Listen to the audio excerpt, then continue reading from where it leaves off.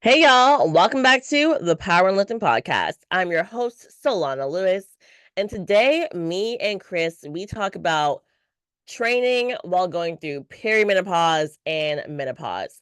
We explain what those two things are, what some of the side effects can be, and how we have dealt with our athletes who are going through those two things. We also have some other fun conversation as well. So I hope you guys enjoyed today's episode. And especially if it's not your first time here, please take a moment, pause, leave us a 5-star review and a rating. We appreciate it so, so much. It means the world to us and helps us get the podcast out to more people. Our most recent review, which I'll read right now, was on October 16th by HS4576. It says, I just found this show the other day and listened to the episode about menstruation and how it affects our training. I'm not exaggerating when I say I've been waiting for the info that Solana and Kris outlined in this episode. I was so excited to hear two strong female voices in the powerlifting speak about a subject that I've wondered about a lot. In a sport dominated by men, where most of the sport podcasts are also hosted by men, I'm so excited to have found this show. That's all. Now it's time to binge every episode. Thank you so much. That was an amazing 5-star review. And it can be long like that, or it can be short, sweet, and to the point. We don't mind either one, but please do leave it. And let's go ahead and dive into today's episode. And we're back. Kristen, it's been like 3 weeks since I've seen you. It has been. I was on the opposite end of the country last time we talked. And now we're on the same coast. Same time zone too, I which is nice. know. I know. We get Normally I'm so sick doing, with our regular time, but now it's not the morning for you. I know. Yeah, normally it's like, okay, we'll meet at noon. And I'm like, okay, that's 9 a.m. my time. I'm doing the math in my head. I also back. I'm like I will work at 9 a.m. I'll be doing stuff, but like I don't care to be on podcasts early. So I guess I always felt bad. I was like, I don't like podcasting before noon. Like, I'm a morning person. So I need to do everything early because that's when I'm most productive. And then in the afternoon is like my training time and my chill time.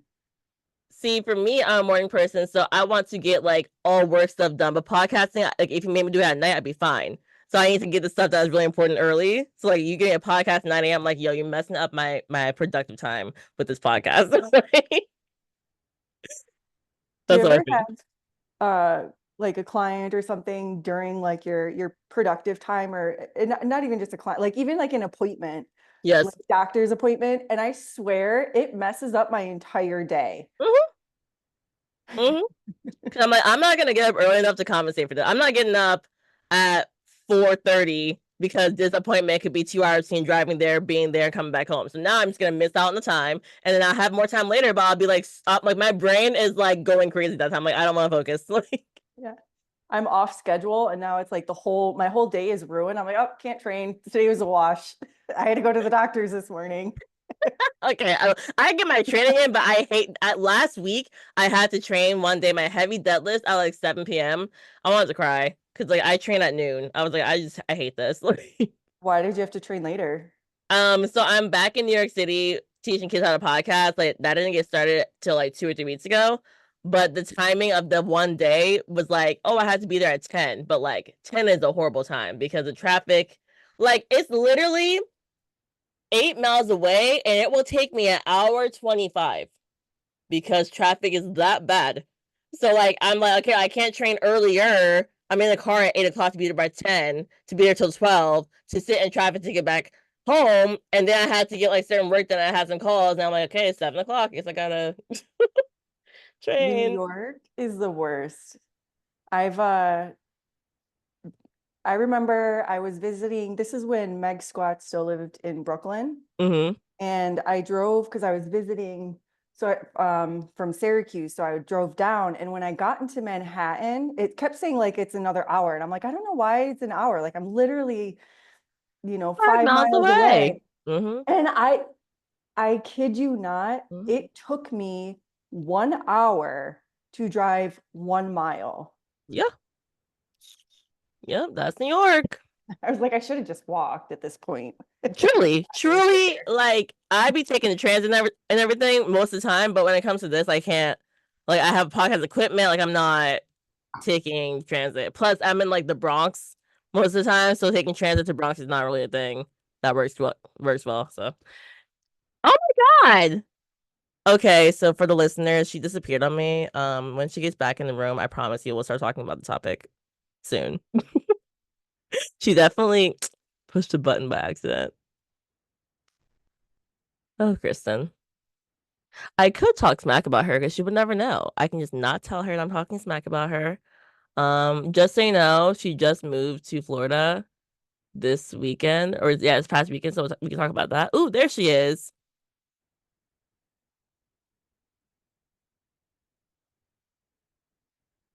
Nope. What? All right, I'm gonna keep talking. So she just moved to Florida because she's getting her master's. No, sorry, her PhD. And so she's going to a school in Florida. I forget which school. I will ask her when she gets back on. And so she's sitting in the house right now with no equipment. So if you're watching the podcast, she set it up so she looks pretty good, but she's on the floor with like no equipment, like no furniture or anything, which I find to be funny. Hey, so Kristen, what is our topic for today? So last time that we spoke, we talked about the woman's menstrual cycle. And this week we decided to touch on a similar topic, which is menopause and perimenopause, which is a little different, but it's definitely related to a woman's cycle. Yep. So I want to start by giving the definition of perimenopause and menopause because like some people might not really know what perimenopause is.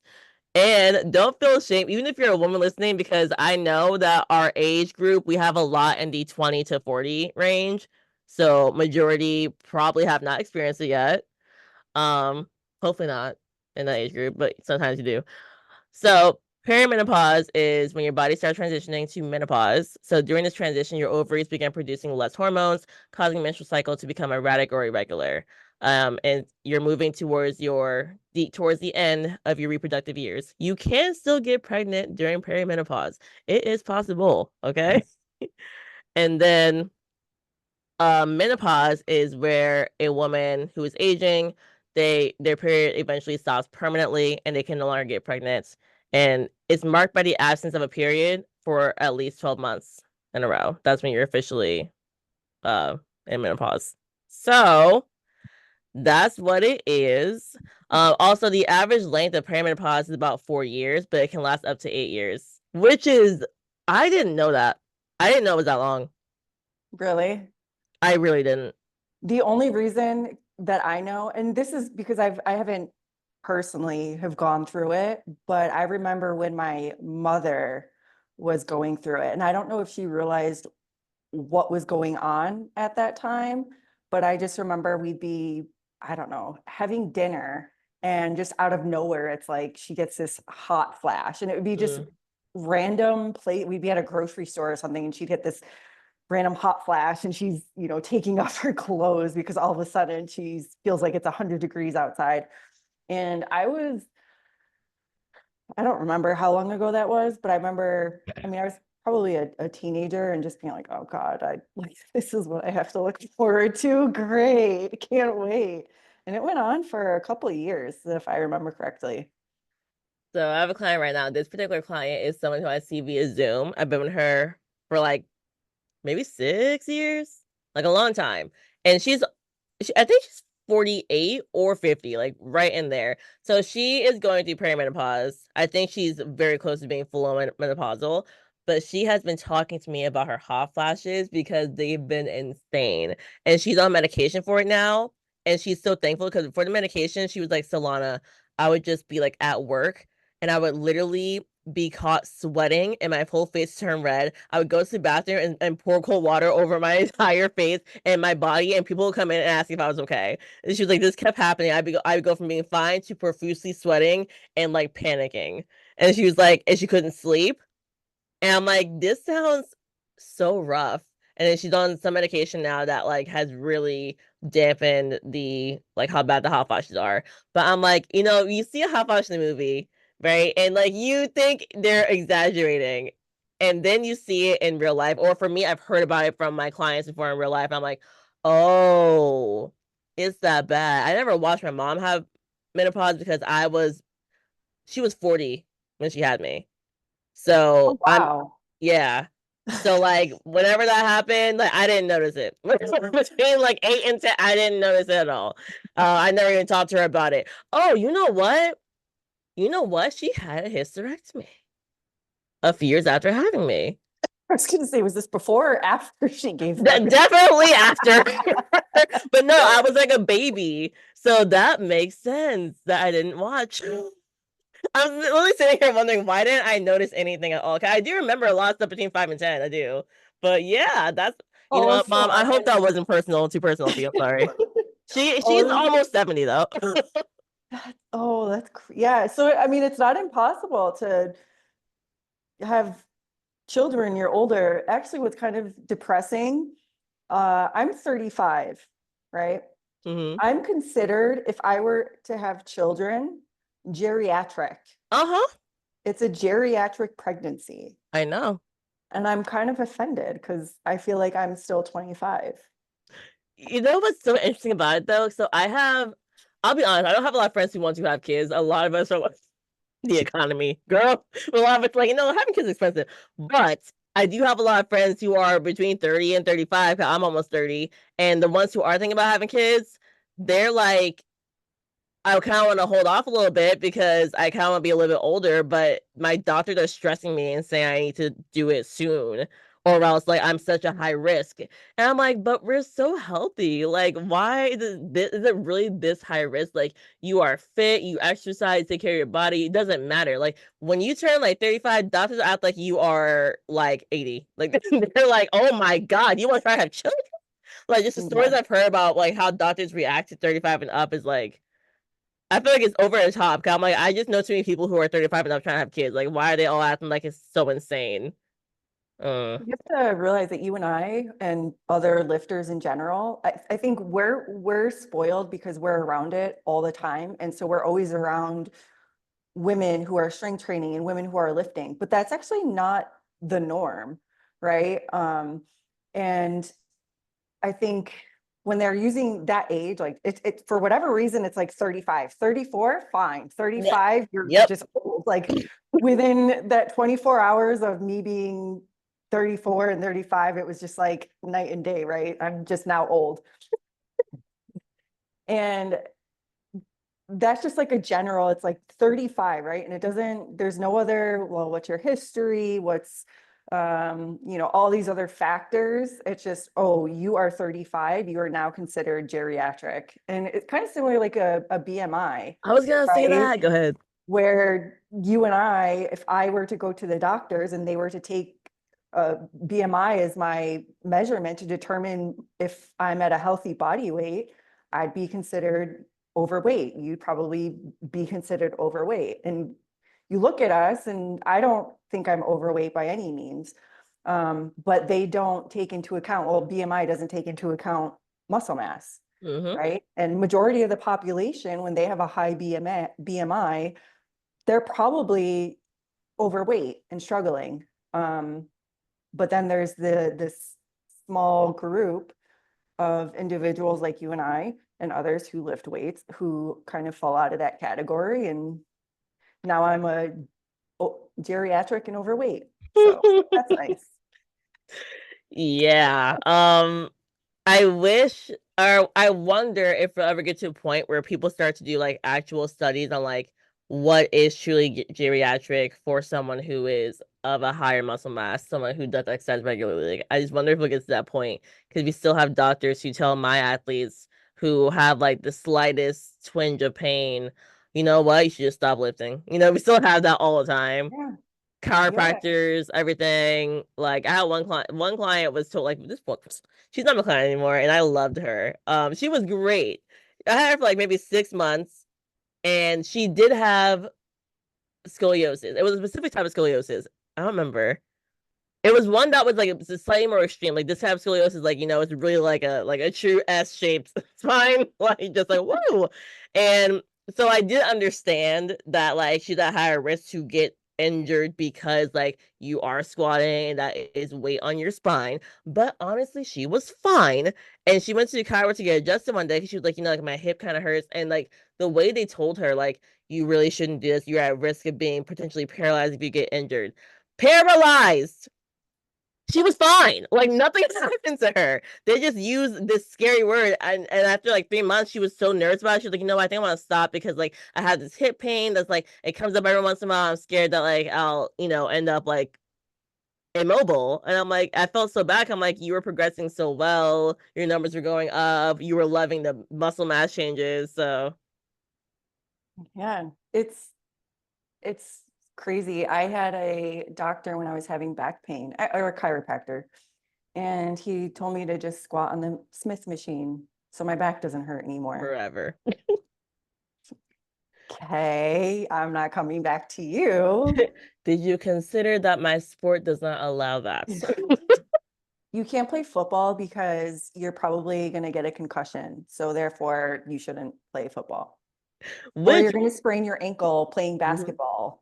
or soccer. Or yeah, tear your ACL or sprain your hamstring. I mean, it's yeah, that's just like a part of sport. It's a part of life, right? And you're not going to tell someone not to do something just because it's can potentially increase your risk. Well, so does not exercising, right? Like if you look at people who between lift and don't lift, I mean, people who don't lift are still struggling with back pain, Hmm.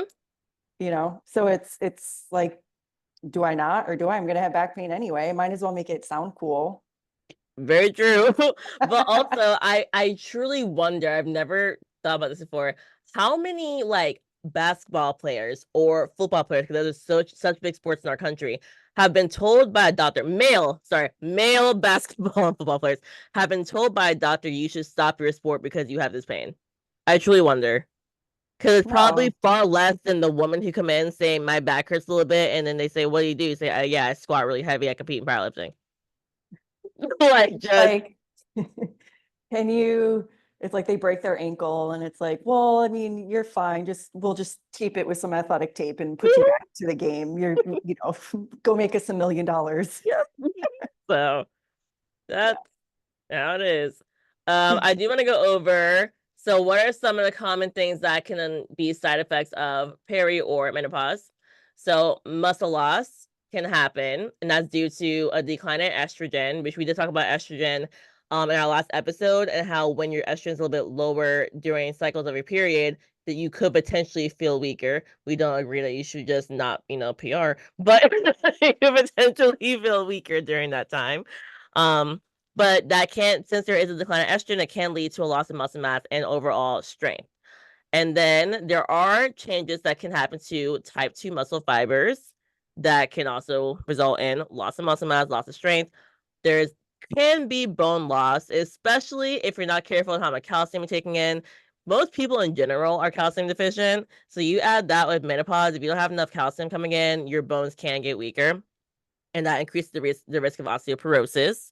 And then there's just other things such as the hot flashes we talked about, overall lower energy levels, and it can result in weight gain. Speaking of weight gain, I have a neighbor, and I'm close with my neighbor, and she is going through perimenopause. And we got coffee like 3 months ago, and she was like, Solana, I'm so upset. She's like, I've gained like 15 pounds. And so I was thinking that's actually very interesting because like I know she's very on top of her regimen. She's not like a lifter, but she's like she walks every day like 10,000 steps. She works out at home like 5 times a week. She watches everything she eats. So I was like, I'm actually shocked to hear like she's like 15 pounds on her is just kind of a large number. But she's going through perimenopause. She's like, Solana, I literally am doing the exact same things and now I have to change it because it's not working. And so, of course, I wonder because, like, as a nutrition coach, like, who gets people to track, like, did your diet change at all? Like, I'll wonder that. But at the end of the day, I do know that, like, I have been friends with her for 4 years, and she has pretty much lost weight and kept it off for 3.5 years straight until she started perimenopause. So I'm like, that is really rough. Because, I wonder, like, is it lifestyle factors or is it truly, like, so many hormonal changes that your metabolism's just slowing down? Yeah. So during perimenopause, yeah, that's exactly what happens. Is that there's, yeah, your metabolic rate changes, mostly due to the changes in your hormones. That So sucks. That is that's super what you have to unfortunate. look forward to. Can't wait. Yeah. Um, but overall, right, when it comes to training and going through perimenopause or menopause, probably will not shock you guys, but when I have athletes who are going through this, do I really change the training? Not really. Now, there have been times where, like, kind of recently, I had someone tell me they think they're going through perimenopause, and I had just adjusted her from a 4 day a week training split to 3 days a week because of her work schedule. She was like, I really want to do 3 days a week for a while. So I did take out some of the accessories. I made it pretty much like the stuff we had to get done, but it still should have been something she could easily recover from because I've just trained her for like over 2 years. And she told me, she was like, Salon, I think we have to go back to 4 days because I am getting super exhausted from this training, but I didn't really pile on a lot more extra stuff in those 3 days at all, really. I probably added like one more accessory at like, 2 sets maybe per day that wasn't like a full body accessory, right? And she was like, I think it's perimenopause. Like I don't have like the energy I had, so it's making it tougher. So I did adjust her back to 4 days. Like if you tell me like this is happening and I don't feel as strong, I will make adjustments as needed. But overall, I don't like just drastically change programs. Like, oh, you're going through menopause, let's just lower all the weights and let's just make everything easier. Like it's going to be very similar training and just on a need basis, we're communicating a lot and I adjust as needed. But I don't even change the RPE. It's just like when someone's on their period, I'm like, okay, we can assume that you hitting this RPE might be a lower number on this day if you don't feel as strong. I want to change the RPE, but we can change the weight range for a day. Yep. Exactly. So I feel like auto-regulation just sounds really important no matter what you do or what you're going through. I feel like auto-regulation is kind of important in powerlifting. Yeah, which is, it's not new by any means, but there was a time where West Side took over everything and it was not about auto regulation. Like you were just gonna hit this number, you go max out on this, and you're gonna do it. All right. Like Well, that was the percentage-based training, right? mm-hmm, So you'd have 3 sets of 6 at 75% 1 RM, right? And then the next week it's 3 by 6 at 77%, and and so forth. And I think this is kind of why auto regulation has come in, is because an athlete like who've been training for a while, you're not going to be able to just increase the intensity every single week. There's going to be more of those fluctuations. And so using RPE, which is a form of auto regulation, allows you to adjust the weight based on how you're feeling for that day, right? So maybe 3 by 6 at 75%. Last week was, I don't know, a 7. I'm just making up numbers. And then you do it again this week, same exact number, but it feels like an RPE 8, right? And so because this person feels like well, last week I was able to do, 200 pounds, and this week, and it was so easy, and I wanted to go up this week. I was supposed to do 210, and I did 220, and it just didn't move how I wanted it to. And then they feel discouraged because mm-hmm. now in their brain, it's like, I'm getting weaker. And I can't tell you the amount of times when I've talked to people and they're like, they PR the week before or like close to it. And then the next week, it's like, their performance just drops significantly. And they're like, I think I'm getting weaker. Like, You're like, you just like, PR'd. yeah, I'm like, I promise you are not getting weaker. You're probably just, there's still some fatigue. You just PR'd the week before. That was probably pretty intense, right? Your body just needs a little bit of time to recover. And I always give the example of my last meet, the SPD Raleigh meet. A week before competition, I was supposed to pull, I think like 170 or 175, I can't remember, for a set of 2 or 3. And I did it for once and I was like, nope, done. Mhm. That's all she wrote. nope, like this is not coming off the ground again. And then 5 days later, I pulled 220 in the Mm-hmm. and I know, and this, it happens so much. And I always, whenever athletes have this experience where they're like, I'm just getting weak. And I'm like, no, you're not. This is, and then I have to tell them like, this is normal. It happens. Um, I think I went way off topic there. Not really. Right? You're talking about like how some people RV say is I feel, important. yeah, RP is important. um, I'm happy to hear that you had like a 50 kilo like jump because I like the most I've ever pulled in my life in the gym is 205. That was one time. Besides that, it's been 200, and then I hit 217.5 on the platform, and it moved it moved like an opener. And I still to this day don't know what I can pull, and I'm about to wait till the next meet because I'm only strong on meet day for deadlifts. Like that, not at all. Like there's no other There's day of the year I'm strong on deadlift but there's meet just day. I think you're probably similar to me where I perform really well on adrenaline. And in meets, when I get I don't really get it too much anymore, but when I first started, I'd get the butterflies in my stomach right before they called my name, and I'd get really, really nervous. And it actually helped me because I couldn't think. I'm just so like, oh my God, like, what am I doing? And my brain turns to mush. And so my body just kind of goes on autopilot and it does like everything that it's supposed to do. And I'm like, why can't I do this in training? Right, that'd be great, right? If I didn't think about anything at all, those 5 days a week. Yeah, like why can't my lifts move like this? Why can't my squats, everything look so good and be like this every time? But it's just that like yeah, that the adrenaline that happens. And either I've noticed that some people benefit and take advantage of it and they can do better on meet day than maybe they would in the gym. And some people are hindered by it where they have their gym numbers are usually better than their meet numbers. Yeah, I've seen both. I think honestly for me though, I just carry I think the stronger you get, the more like when you carry a lot of fatigue from like the squat, like the deadlift can just be muted sometimes. And it depends on the person. 'Cause I have some people who I know who are strong and like they will PR dead in training. And I'm like, God bless. I cannot do it. But something about that taper and pulling back have like I barely deadlift a week out from the meet. I do like 5 singles that are like less than my first attempt, and then my squat is pulled back so much more with the actual like back down work that I just feel so much better at deadlifts. I think it's mostly that because I don't know anymore like what the adrenaline does for me on meet day. I just feel like it hasn't helped me at the last few meets. Like Do you notice when people are screaming at you that you're more inclined to push through a lift?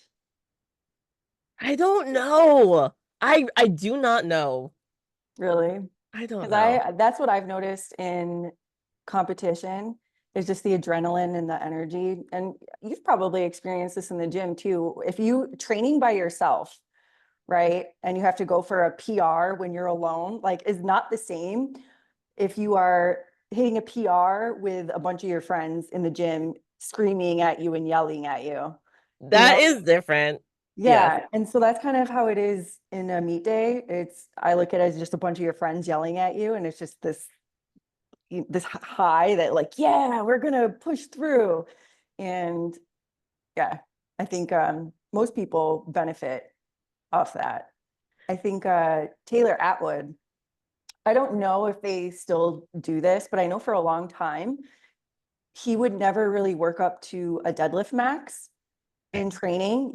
And actually the meet leading up to his nationals performance in 2021, which was his best up until I think last week, when he competed as an 83 or 2 weeks ago or last week, competed I as an think it was 83. last week, but he Yeah. did 8:30, which is less than his best, but it was a very easy day. Yeah. But total By wise, like his best was still RPE nationals. sevens on all lift, if that. Um, but up until that point, it was his meet in 2021. And I want to say, if I remember correctly, that he did a top set of, I don't know, 5 to 6 reps. And that's what they based. So whatever his rep max was, they based his single off of.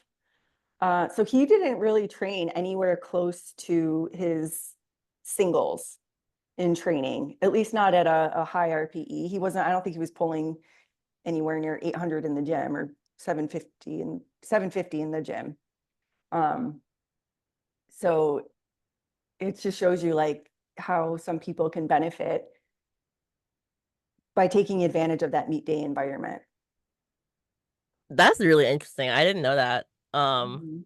But I will say though, I even last week I had someone spot my heavy single because I was like, I need somebody here. Like I'm just by myself, and I was so thankful because at my gym, like the time I go, it's hit or miss with people being there. But there's one dude in the corner squatting 550. I'm like, oh, he is strong enough that I won't die if I miss this, and then it really helped me. I was like, okay, someone's behind me. I really should stand up with this weight.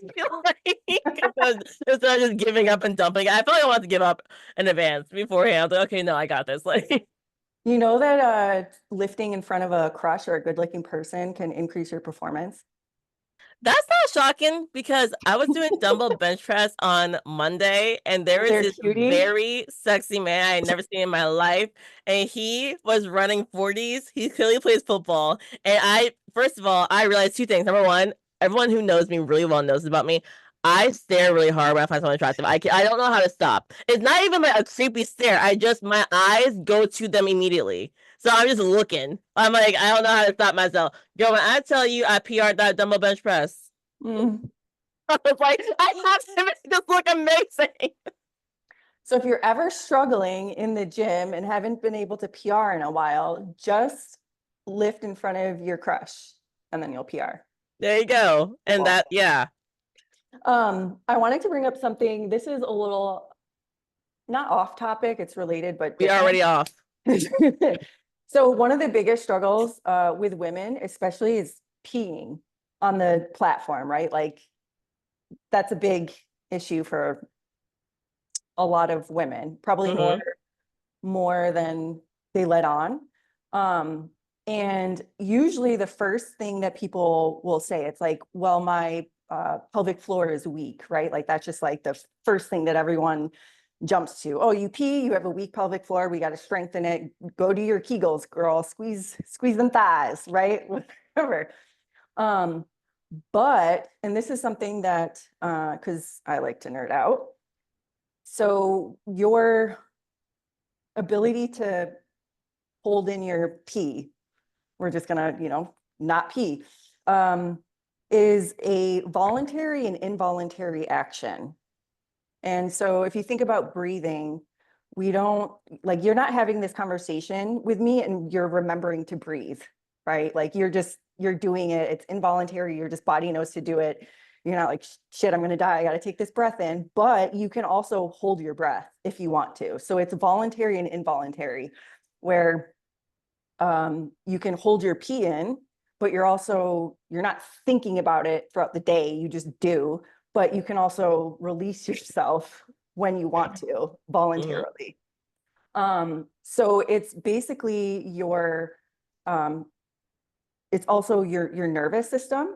And so when you're in a meet, right, or you're going for a PR, and this is not always the case, but I do think that this is more prevalent than people realize, is when you're going through this heavy lift and that adrenaline and that anxiety that you're feeling causes your pelvic floor to kind of relax a little bit. And that's part of the reason why I think some people may experience incontinence with heavy lifting, is just because uh, their anxiety, their what is it called? Like performance anxiety, for that reason. And so learning to control your performance anxiety can help with incontinence. But well, okay. I would not have thought that that is help like you're actually relaxing your pelvic floor because you are so nervous and like stressed out. Obviously I've had a decent amount of athletes deal with urinary incontinence And I've had them work on like, okay, I've had them work on like being active about thinking about like sucking more up while you're also doing the self maneuver and practicing doing that like on the floor, like in a dead bug position first, and then practicing it with like a squat first, and then like seeing how it goes, which has helped people, or even just moving where the belt is, honestly, has also helped people. But I wouldn't think that like that actually makes you relax it. Have you So, ever been really nervous and all of a sudden you have to pee every 2 minutes? of course, You that's what ever me like say. where you're it's like I literally have nothing inside of me. I just walked away from the bathroom. Why do I have the sensation that I have to pee again? Yes, Right? Like that. So that's what I'm talking about is that it's this relaxation of your pelvic floor that's going on that you're feeling. And to yeah, it's like you just go to the bathroom and then you walk out and you're like, why the fuck? I just went. Why do I have to pee again? it's But it's good you that brought that performance example up because yes, now anxiety I can. that yeah. And so it is a thing. And that's not to say that every woman, like that's the issue is that, oh, you're just anxious, girl, like chill out. I do think, like you said, you have them do a lot of like some biofeedback. I think people don't maybe know how to contract the core appropriately. They might like, squeeze the butthole, whatever. Wrong hole, girl. Uh, So it can just be like, you just need to know how to squeeze correctly. But I do think there's a large part of it. And a lot of women, especially in powerlifting, because I don't think that we have weak pelvic floors. Like we lift weights, right? Like Mm-hmm. we're strong, Yeah. right? Like you can't tell me my hoo-ha is weak. I got a strong hoo-ha, okay? All of me is strong. Woo! Um, yeah. Anyway, just a food for thought. So have you ever, especially because you have more male clients, I doubt they would tell you because they're not gonna be as open. Have you ever had someone tell you they experienced a hemorrhoid from a heavy lift? No, not my clients, but I've heard of not, and I have not heard of a hemorrhoid, but I have heard of people shitting themselves. Okay, yeah, that's you. So I've definitely so it's gonna be TMI. Maybe I'm too comfortable on my own podcast. It was one time I totally got a hemorrhoid after competing. And I knew immediately. So I never had one in my life, right? But I immediately knew why. I was like, yo, that deadlift took out my heart and soul. At my I butt. in my butt. Like it took out everything in my butt. No, I did not shit myself, by the way. Never have done that in my life while lifting. But I was just like, it was so hard. And when you have like a lift that's just not coming up and like you're just trying everything you can to get up regardless. Like forget about bracing well. I don't know what I was doing anymore. I was just like trying to not let it get to the floor and it caused a hemorrhoid. But it was really the same thing. Like, it was an improper brace. It was me bearing down and not actually sucking up from that area while I was holding on to the Valsalva maneuver. And so it totally caused a hemorrhoid. Oh, I can't hear you now. Is it turning blue when you talk? Mm-mm. It's not blue anymore either. The lights are on.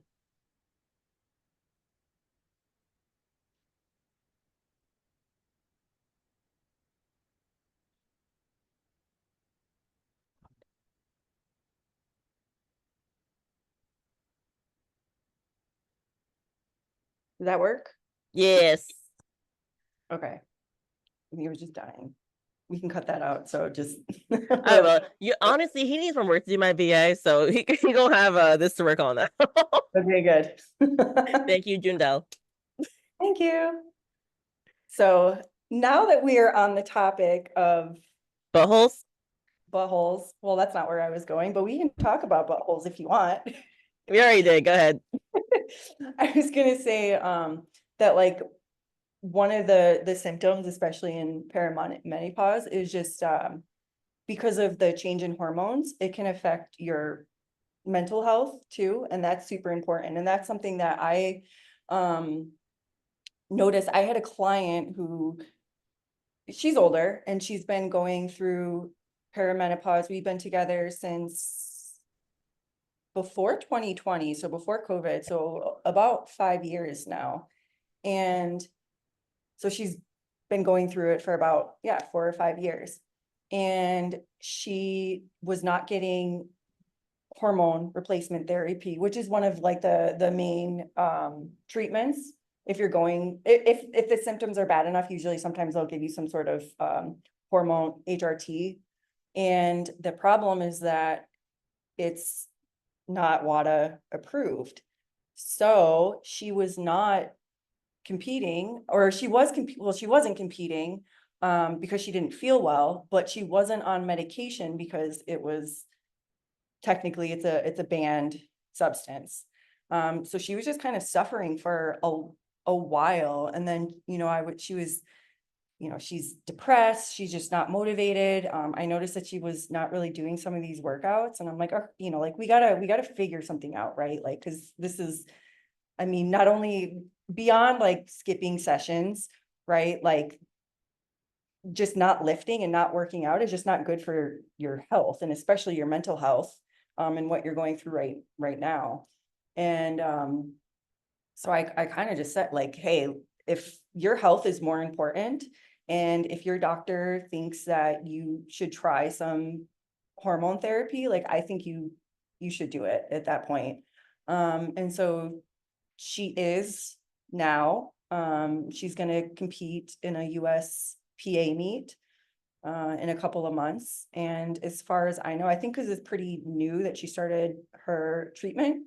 But last time we spoke, she's doing a lot better.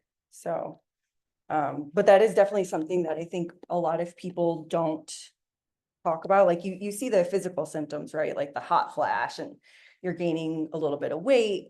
But also your mental health can decline due to your hormones. And that's, I think, partly why, sometimes when, men love to be like, oh, she's PMSing, well, it technically it is a thing, right? Like these fluctuations in hormones do cause changes in your mentality. And then it's probably amplified during menopause, where it's like these, extreme decline, as opposed to like, oh, it's that little dip right around that month, you know?